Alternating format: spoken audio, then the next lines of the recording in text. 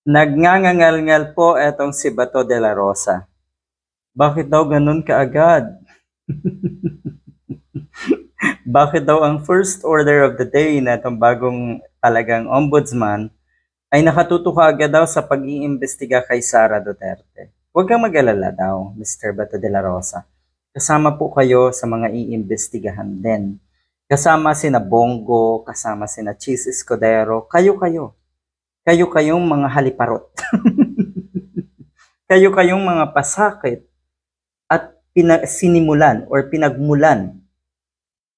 'Di ba? Kayo-kayong mga rason kung bakit nagkakagulo ang ating bansa ngayon.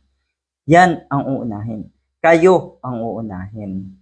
Masaklap, no? Pero ganyan ang buhay eh. Ganyan sa politika eh.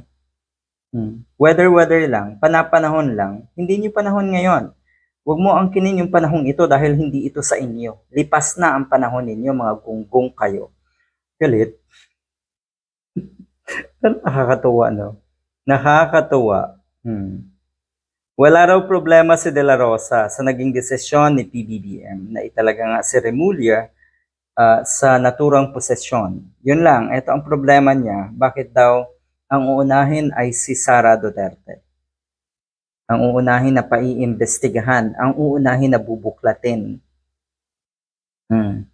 Nagtataka daw siya, bakit si Sara Duterte agad ang aasikasukin?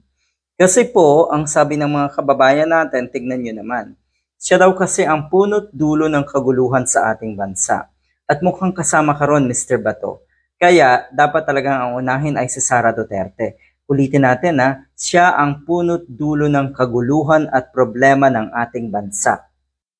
At ito pa, ang sabi ng isang netizen, ang dami daw binabayaran ni Sara Duterte para guluhin ang ating bansa. Kaliwat ka ng kaguluhan, yaan ang nangyayari ngayon.